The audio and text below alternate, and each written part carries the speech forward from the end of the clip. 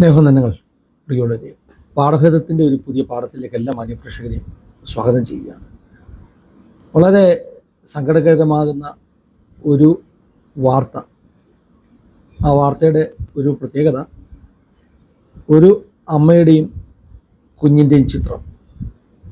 അത് കഴിഞ്ഞ 2 ദിവസമായിട്ട് നോർത്ത് ഇന്ത്യയിലൊക്കെ, പ്രത്യേകിച്ചും ഹിന്ദി മീഡിയയിലൊക്കെ ഒത്തിരി വൈറലായിരിക്കുകയാണ്. ഞാൻ പറഞ്ഞല്ലോ, സങ്കട വാർത്തയാണ്, നല്ല വാർത്തയല്ല. നമുക്ക് ചുറ്റും ഒത്തിരി ദുരന്തങ്ങൾ നമ്മൾ കാണുന്നുണ്ട്. പ്രത്യേകിച്ച് കഴിഞ്ഞ ദിവസങ്ങളിലൊക്കെ കേരളത്തിൽ നിന്ന് പാമ്പ് കടി വാർത്തകൾ നമ്മൾ കേട്ടുകൊണ്ടിരിക്കുന്നു. 2 കൊച്ചു കുഞ്ഞുങ്ങൾക്ക് പാമ്പ് കടിയേറ്റ വാർത്ത നമ്മൾ കേട്ടു. കുറേ ദുരന്ത വാർത്തകൾ എപ്പോഴും നമുക്ക് ചുറ്റും സംഭവിച്ചുകൊണ്ടിരിക്കുന്നു. ഇപ്രാവശ്യം മധ്യപ്രദേശിലെ ജബൽപൂരിലുള്ള ഒരു തടാകത്തിൽ ബോട്ട് മുങ്ങിയ ഒരു സംഭവം, അതിൽ മരിച്ചുപോയ 2 പേരുടെ കാര്യമാണ് ഞാൻ ഈ പറഞ്ഞ വൈറൽ ചിത്രത്തിന് കാരണം. ഈ ബാർഗി തടാകത്തിൽ 90 പേർക്ക് കയറാവുന്ന ഒരു ബോട്ടാണ്. ആ ബോട്ട് ഓവർ ക്രൗഡഡ് ആയിരുന്നു എന്ന് സംശയിക്കുന്നു. അതോടൊപ്പം തന്നെ ബോട്ട് മുങ്ങാൻ കാരണം ശക്തമായി അടിച്ച കാറ്റാണ്. ആ കാറ്റിൽ ബോട്ട് ഇളകിയപ്പോൾ ആളുകൾ പറയുന്നത്, രക്ഷപ്പെട്ടവർ പറയുന്നത്, ഈ ബോട്ടിലെ ജോലിക്കാരും ബോട്ട് ഓടിക്കുന്ന ആളുമൊക്കെ വെള്ളത്തിലേക്ക് ചാടി നീന്തി രക്ഷപ്പെട്ടു. അതുകൊണ്ട് ബോട്ട് മുങ്ങുന്നതിന് മുമ്പ് തന്നെ ആൾക്കാർക്ക് ഒരു ഗൈഡൻസ് കൊടുക്കാനൊന്നും അതിനകത്ത് ആരും ഇല്ലായിരുന്നു. ദാരുണമായ സംഭവമാണ്. എല്ലാവരുടെയും ലൈഫ് ജാക്കറ്റ് ഒന്നും ഇല്ലായിരുന്നു. 9 പേര് മരിച്ചെന്ന് സ്ഥിരീകരിക്കപ്പെട്ടതായിട്ട് അറിയുന്നു. 4 പേരെ കാണാനില്ല. കുറേ പേരെ രക്ഷപ്പെടുത്തിയിരിക്കുന്നു. എന്താണെങ്കിലും മരിച്ച 9 പേരിൽ 3 പേർ അവർ ക്രിസ്തീയ വിശ്വാസികളാണ്. ഇന്ന് ഞാൻ ഈ പാഠഭേദം ചെയ്യുമ്പോൾ ഡൽഹി ദ്വാരക സെക്ടർ 19 ക്രിസ്ത്യൻ സെമിത്തേരിയിൽ നടക്കുകയാണ്. വേദനിപ്പിക്കുന്ന ഒരു കാഴ്ച. ഒരു കുടുംബത്തിലെ പ്രിയപ്പെട്ട മാതാവ്, മധൂർ മസി എന്നാണ് ആ മാതാവിൻ്റെ പേര്. അവരുടെ മകൾ മറീന മസി, കൊച്ചുമകൻ തൃഷാൻ, ഇവരാണ് മരിച്ചുപോയത്. ഞാൻ ഈ മധൂർ മസീൻ്റെ മകൻ ഇട്ടിരിക്കുന്ന ഒരു പോസ്റ്റ് ഞാൻ കണ്ടു. എൻ്റെ അമ്മയും പെങ്ങളും അനന്തരവനും ദൈവസന്നിധിയിലേക്ക് ചേർക്കപ്പെട്ടു. ഇന്ന് ശവസംസ്കാരം നടക്കുകയാണ് ഡൽഹിയിലുള്ള ദ്വാരകയിലുള്ള ക്രിസ്ത്യൻ സെമിത്തേരിയിൽ നിന്നുള്ള ആ പോസ്റ്റ് ഞാൻ കണ്ടു. ഞാൻ പറഞ്ഞതിൽ വളരെ വൈറലായിട്ടുള്ള ഒരു ചിത്രവും ഞാൻ കണ്ടു. ആ ചിത്രം വെള്ളത്തിൽ നിന്ന് അവരെ റിക്കവർ ചെയ്യുമ്പോൾ, അവരുടെ ബോഡി റിക്കവർ ചെയ്യുമ്പോൾ, ഈ മറീനയും മറീനയുടെ കുഞ്ഞ് തൃഷാനും തമ്മിൽ അങ്ങോട്ടും ഇങ്ങോട്ടും കെട്ടിപ്പിടിച്ച ഒരു സ്ഥിതിയിലാണ് ഈ ബോഡി റിക്കവർ ചെയ്തത്. നോർത്ത് ഇന്ത്യൻ മാധ്യമങ്ങളിൽ ഈ ചിത്രം വൈറലാകാൻ കാരണം, അമ്മ വെള്ളത്തിൽ മുങ്ങി താഴുമ്പോഴും കുഞ്ഞിനെ കൈവിട്ടില്ല.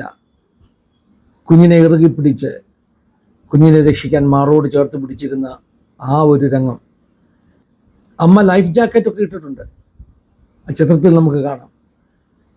പക്ഷേ എങ്കിലും അവർക്ക് രക്ഷപ്പെടുവാൻ കഴിഞ്ഞില്ല.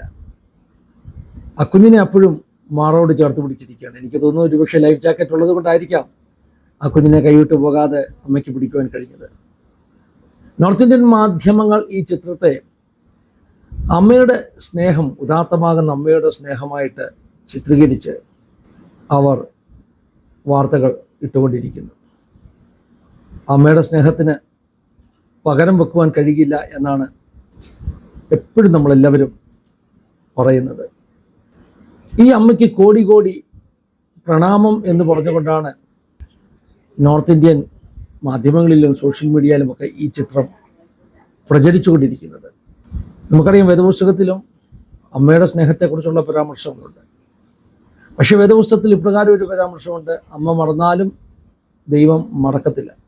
അവിടെ നമുക്ക് മനസ്സിലാക്കുവാൻ കഴിയുന്നത്, ഭൂമിയിലെ ഏറ്റവും വലിയ സ്നേഹങ്ങളിൽ ഒന്നാണ് അമ്മയുടെ സ്നേഹമെന്ന് പറയുന്നത്. അമ്മയുടെ സ്നേഹം എന്ന ആ ഒരു ചിന്ത മാത്രമല്ല എന്നെ കൊണ്ട് ഈ പോസ്റ്റ് ചെയ്യിക്കുന്നത്. അവരുടെ ക്രിസ്തീയ വിശ്വാസമാണ്. ക്രിസ്തീയ വിശ്വാസികളാകുന്ന ആ കുടുംബത്തിലുണ്ടായ ഈ അനർത്ഥത്തിൽ തോന്നിയ ഒരു സങ്കടമാണ്. ഇവിടെ ഞാൻ എടുത്തു പറയാൻ ആഗ്രഹിക്കുന്നത്, ദുരന്തങ്ങൾക്ക്, അനിഷ്ട സംഭവങ്ങൾക്ക്, രോഗങ്ങൾക്ക് മതമോ ജാതിയോ വ്യത്യാസമൊന്നുമില്ല. ആർക്ക് വേണമെങ്കിലും എപ്പോൾ വേണമെങ്കിലും അനർത്ഥങ്ങൾ സംഭവിക്കാം. അനർത്ഥങ്ങൾ വിളിക്കാതെത്തുന്ന അതിഥികളെപ്പോലെ, ക്ഷണിക്കാതെത്തുന്ന അതിഥികളെപ്പോലെ ചിലപ്പോൾ ജീവിതങ്ങളിലേക്ക് വലിഞ്ഞു കയറി വരാൻ സാധ്യതയുണ്ട്. അങ്ങനെയുള്ള സാഹചര്യങ്ങളിൽ ഒത്തിരി ചോദ്യങ്ങൾ ഉയർന്നു വരുവാനുള്ള സാധ്യതയുമുണ്ട്. എന്തുകൊണ്ട് ഇങ്ങനെ സംഭവിച്ചു എന്നൊക്കെ ചോദിക്കുന്ന ചോദ്യങ്ങൾ, ഒരുപക്ഷെ വിശ്വാസികളല്ലേ എന്നിട്ടും എന്തേ എന്ന് ചോദിക്കുന്ന ചോദ്യങ്ങൾ, ഇത് ഒരു ചെറിയ തെറ്റിദ്ധാരണ കൊണ്ട് ഉണ്ടാകുന്ന ചോദ്യങ്ങളാണ്. അതായത് ക്രിസ്തീയ വിശ്വാസികൾക്ക് അപകടം വരികയില്ല എന്ന ഒരു തെറ്റിദ്ധാരണയിൽ നിന്ന് ഉണ്ടാകുന്ന ചോദ്യങ്ങളാണ്. ഈ കഴിഞ്ഞിടയ്ക്ക് വലിയ ദുരന്തം സംഭവിച്ച ഒരു കുടുംബത്തിലെ വാത്സല്യമുള്ള ഒരു സഹോദരിയുമായി സംസാരിച്ചത് ഞാൻ ഓർക്കുന്നു. വലിയ ദുരന്തങ്ങളാണ് അവരുടെ ജീവിതത്തിൽ സംഭവിച്ചത്. പക്ഷേ ആ സഹോദരി തൻ്റെ വാക്കുകളിലൊന്നും എന്തുകൊണ്ട് എന്ന ചോദ്യം ചോദിച്ചില്ല. ദൈവം എന്തിന് ഞങ്ങളോടിത് ചെയ്തു എന്ന ചോദ്യം ചോദിച്ചില്ല. അതിന് ഒക്കെ അപ്പുറമായ ഒരു ആത്മീക തലവും ഒരു പ്രത്യാശയും ഒക്കെ ആ അമ്മയുടെ വാക്കുകളിൽ എനിക്ക് കാണുവാൻ ഇടയായി തീർന്നു. പറഞ്ഞു വരുന്നതിൻ്റെ ആശയം, ഭൂമിയിൽ സംഭവിക്കുന്ന നന്മകളോ നഷ്ടങ്ങളോ, സുഖമോ ദുഃഖമോ, നല്ല അനുഭവങ്ങളോ അനിഷ്ട സംഭവങ്ങളോ ഒന്നുമല്ല ഒരു വ്യക്തിയുടെ ആത്മീയ ജീവിതത്തിൻ്റെ വലുപ്പം അളക്കുവാനുള്ള അളവുകോൽ. അതിനൊക്കെ അപ്പുറമായിട്ട്, ഈ ഭൂമിയിലെ ജീവിതത്തിനപ്പുറമായിട്ടുള്ള ഒരു ജീവിതം, ആ ജീവിതത്തെക്കുറിച്ചുള്ള പ്രത്യാശയാണ് ഒരു വ്യക്തിയുടെ ആത്മീയ ജീവിതത്തിൻ്റെ ഔന്നത്യം എന്ന് പറയുന്നത്. അതായിരിക്കണം ആത്മീക ജീവിതത്തിൻ്റെ വളർച്ചയെ അളക്കുവാനുള്ള അളവുകോലെന്ന് എനിക്ക് തോന്നിപ്പോകുന്നു. എന്തായാലും ഈ 3 മരണം സംഭവിച്ചപ്പോൾ ആ സഹോദരനിട്ട പോസ്റ്റ്, ആ പോസ്റ്റാണ് ശരിക്കും എന്നെക്കൊണ്ട് ഇങ്ങനൊരു വീഡിയോ ചെയ്യിച്ചത്. 3 നല്ല വ്യക്തികൾ, നല്ല ആത്മാക്കൾ, ബ്യൂട്ടിഫുൾ സോൾസ്, അവർ ഈ ലോകം വിട്ട് പോയിരിക്കുന്നു. പക്ഷേ എവിടേക്കാണ് പോയിരിക്കുന്നത്? അവരുടെ സ്വർഗീയ താവളത്തിലേക്ക്, ദൈവസന്നിധിയിലേക്കാണ് അവർ പോയിരിക്കുന്നത് എന്ന പ്രത്യാശ. എന്നെ കേൾക്കുന്ന ആസാദിയുടെ പ്രിയമുള്ള പ്രേക്ഷകരെ, എനിക്ക് പറയാനുള്ളത്, ഈ ഒരു പോസ്റ്റിൽ കാണുന്നത് പോലെ അവരെല്ലാം ഒന്നിച്ച് ദൈവത്തിൻ്റെ വിശുദ്ധ സന്നിധിയിലേക്ക് ചേർക്കപ്പെട്ടു എന്ന സഹോദരൻ പോസ്റ്റ് ഇട്ടതുപോലെ നമ്മളെല്ലാവരും ഒരു ദിവസം ഈ ഭൂമി വിട്ടുപോകേണ്ടി വരും. നമ്മെ വിളിക്കുവാൻ വരുന്ന വാഹനം ഏതാണെന്ന് നമുക്കറിയത്തില്ല.